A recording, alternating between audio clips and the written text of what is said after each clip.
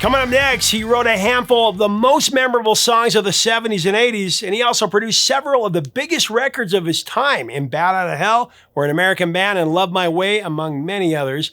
Today, on our latest edition of Revelations, I give you a sit-down with a true legend of popular music, Mr. Todd Rundgren. He had several massive hits, like Hello, It's Me. Hello, it's me. I Saw the Light. I saw the light. Can We Still Be Friends? We still be friends. And Bang the Drum All Day.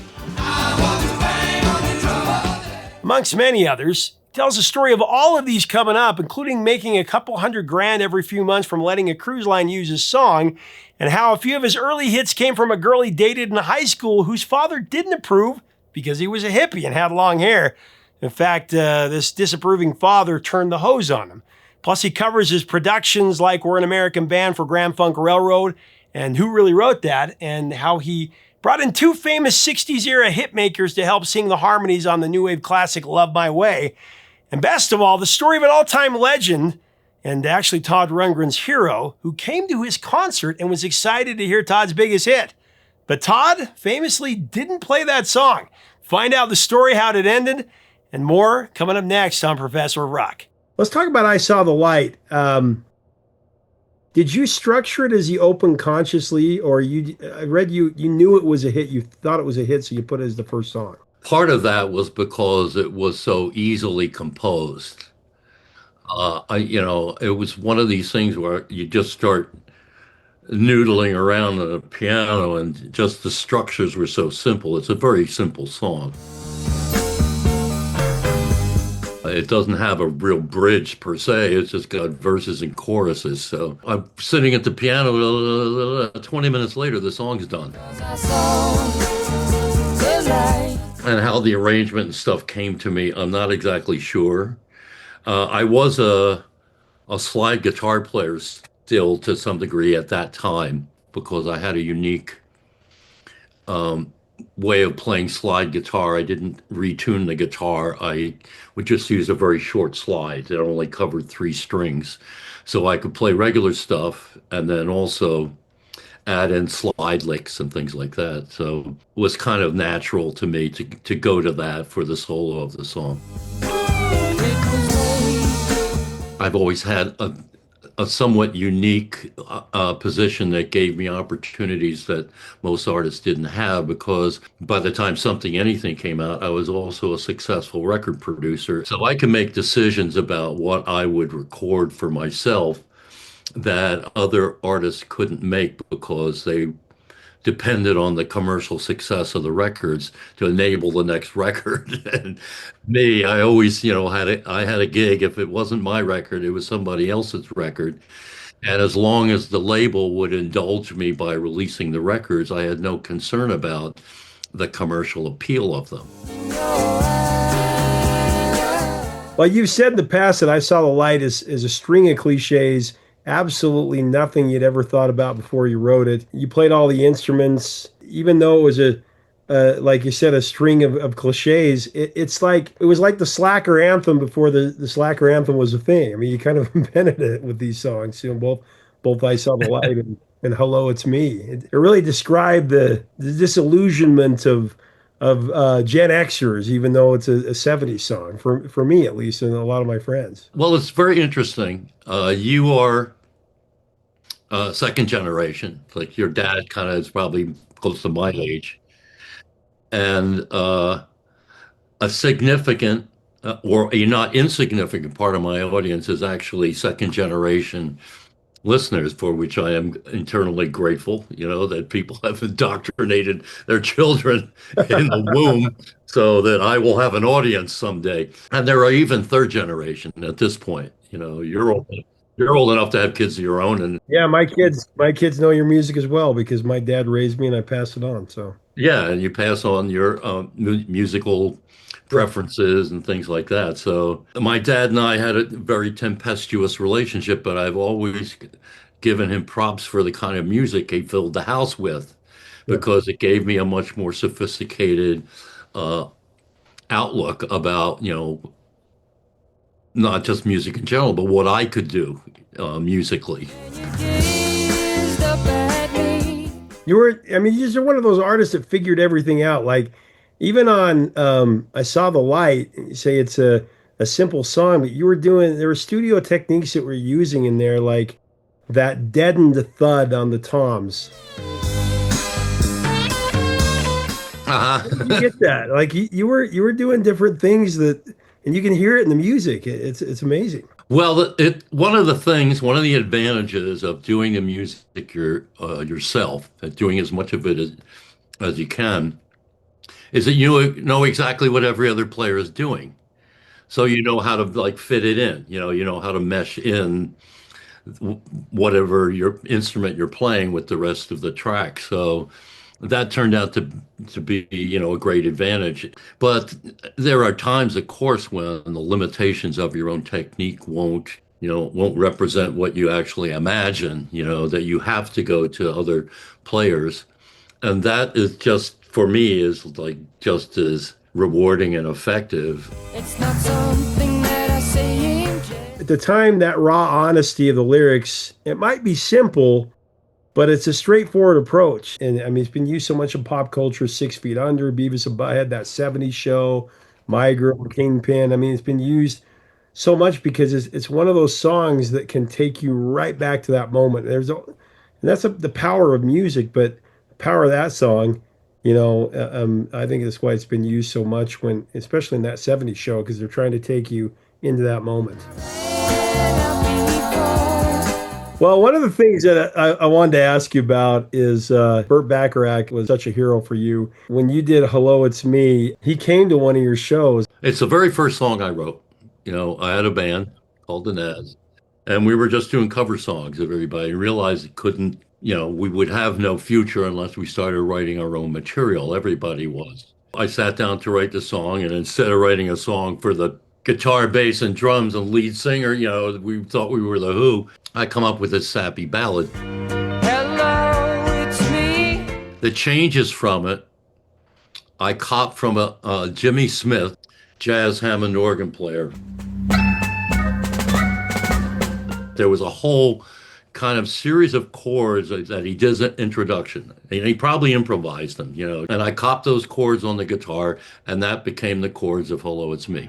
There's something here that doesn't last. Burt Bacharach was in there somewhere. I saw an interview where you had talked about just the feeling Yeah, of that. well, he's in there somewhere, but like the feeling that, for instance, the Hello, It's Me that you're familiar with, which is from Something Anything, is nothing like the Naz recording, which was on the B side of Open My Eyes, in which I don't even play guitar. I play vibes on it. Maybe I think too much. The song went through an evolution from something that we somehow adapted and became the only radio hit that Naz ever had. For some reason, the radio didn't want to play Open My Eyes.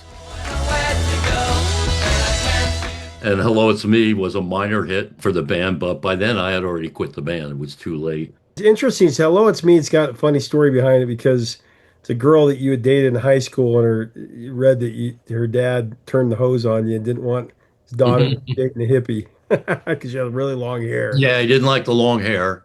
Her fascination with me probably was the hair, but when her dad put his foot down, that was that. I don't think she had any real commitment, but it did provide a lot of fuel for songwriting. Amazing how the song is, it became a top five smash years after it was released, and you had already kind of moved on to that next album. And so that performance, like the Midnight Special performance, is really interesting because Oh yeah, you're in that phase, the psychedelic and the music that you were doing at that time. And Hello, It's Me all of a sudden becomes this top five smash. Times I can't help seeing all the way. it was a weird kind of time. It was you could say a halcyon time in music, where things were evolving really fast. Take for granted that you're always. Well, that's one of the most iconic performances on Midnight Special because of that. Because Yeah, not just the performance, but this. Yeah. You're looking alienish and you're in that phase, and it's really great. Honestly, what made the song so good too was the background vocals. I know that you had several cast members from Hair and Vicky Sue Robinson, who later had the solo hit "Turn the Beat Around," and it just brought the resonance of that song out so much. I got Moogie Klingman to contract the the session and find all of the players and singers who would be in it. Somehow got this incredibly stellar lineup of people. Found out in the morning, showed up in the afternoon. I mean, the Brecker brothers, Rick Derringer is there, as well as John Siomas. Just a whole raft of amazing players, guys that would eventually be in Utopia as well, and just riffing it out, all these signature riffs that you hear in that version of Hello, It's Me were just all improvised on the spot. That blend on it's important to me, that lyric, just one of the great moments of 70s radio, to me. Well, the song does persevere. It is my albatross. Here it is, the first song I ever wrote, and people still demand, to hear it in one form or another. Well, you got to tell the Burt Bacharach story. I love that, how he's one of your heroes and he came to see you in concert. And tell me about that. I know it's like, well, if I had known, but I didn't find out until afterwards that in it's a Southern California city, a club called the Belly Up, I believe. And apparently Bert lived nearby, and I think he made regular trips down to the Belly Up to see artists that he had some interest in. I was doing a show called An Unpredictable Evening with, and the whole point of that show is to keep the audience certainly entertained and amused, but confused as well, because um, unfortunately, when I'm doing that show when Bert shows up, and like I say, we never know what we're going to do. And some nights we might do Hello, It's Me, and then some nights we might not. And that unfortunately was a night when we didn't. And that apparently was the song he came to hear. and, Yeah. and we found this out afterwards. He told somebody, but we had no idea who was there. If we had, we would have said, we'll play whatever you want for the rest of the night. No, but he let it be known to somebody, that he really had come to hear that song, and we didn't play the song, and he left disappointed. Which like hurt my heart, that I disappointed my hero. You didn't play your biggest song and he came here. That's awesome. Well, it's a great story. Makes for a great story for sure. I've been waiting for so long to ask you about this next song. I think it's one of the most heart-wrenching songs of all time. One of my favorites for sure. Can We Still Be Friends? We still be friends. I mean, talk about the greatest breakup songs of all time. This has got to be top three. Not only the writing, the lyrics, and the way it makes you feel, but the way you sing it is just because it's been covered by, a lot of people, but you got the definitive version because your vocal just aches. Well, it is from a vocal performance standpoint. There's a lot of falsetto in it, and not every singer sings with falsetto. Essentially, as you say, the lyrics have a certain tenor to them that isn't typical. It's not a typical subject line. It's never easy. The chordal structure of it has this weird, it never resolves. It's always like everything's sort of pending. It never just settles down to da da, but bump. It's like all of the changes are kind of like they never resolve. It kind of reflects the lyric in a way. Things just can't go on. Well, I mean, it's got one of my favorite lyrics from a song. It's a strange, sad affair. Sometimes seems like we just don't care. Don't waste time feeling hurt. We've been through hell together. The way you sing that, and can we still get together sometime? I mean, it's an emotion we've all felt. We've all been through it. But the way that you capture it with the vocals and the music, and it's just perfect. it's kind of about, having made an investment in a relationship and you don't want to waste the investment you've made, It's like you've gotten to know somebody in a way that you don't know a whole lot of people. And so you can't just like put them in a box and ship them off. But it has a long way to go to catch up to Bang the Drum All Day in terms of being a cash cow. Because that song, for years it was like the Carnival Cruise Lines theme.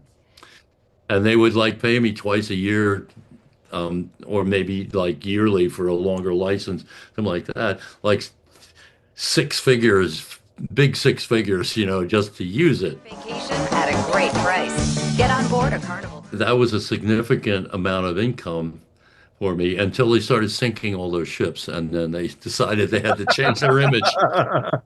And so, please, somebody use that Bang the Drum song. Couple quick questions about production. Grand Funk Railroad were an American band.